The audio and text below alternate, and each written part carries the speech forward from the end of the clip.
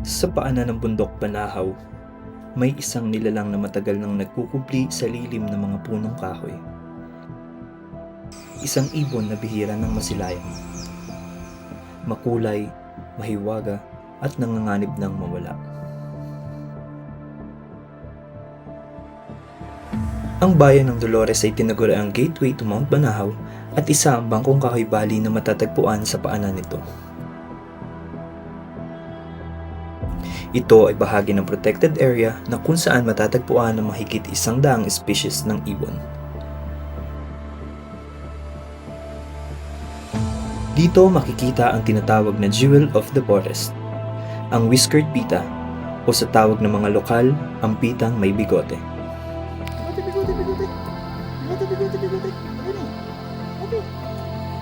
Dito ay nakasama namin si Kuya Chris Sariban, lokal ng Bangkong Kahoy Valley at ngayon ay isa ng birder. Siya ang unang nakakita at nakapagpaamo sa whiskered pita. Umpisan nakita ko yung ibon na, hindi ko pa talaga alam na whiskered pita yan. Bigote! Lapit na kasi dito eh.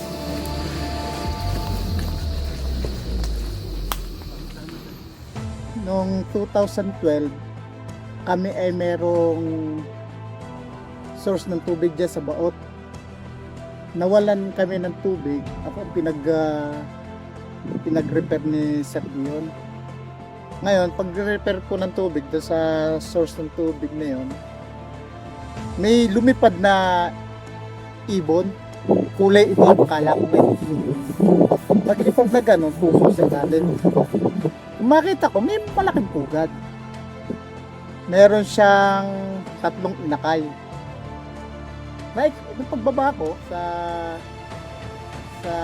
Bali, kinuwento ko kay Sir Dion. Meron naman kaibigan si Sir Dion na kung ang pangalan ay si Neon Rosel II. Kinuwento niya.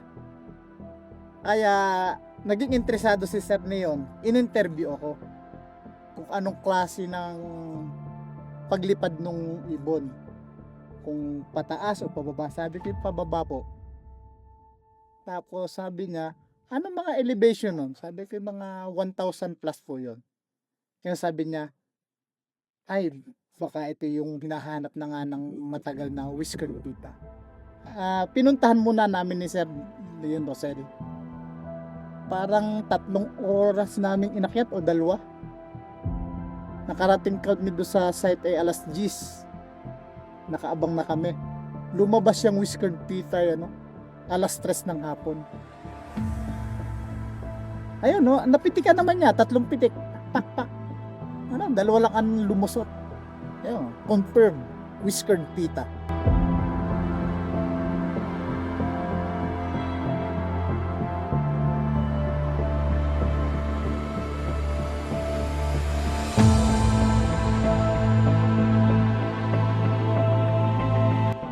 Hindi ko naman sana mapapangalanan niya ng bigote eh. Bigote. Sabi lang nila, mukhang bigote laang daw ang yun nandito, yung wish niya. Kaya nagka-idea ako, sabi, lagyan na lanan, pangalanan ko na lang ng bigote, galit na iba ang pangalan. Kaya sabi ko, tinatawag ko na lang yung whiskered pita ng bigote.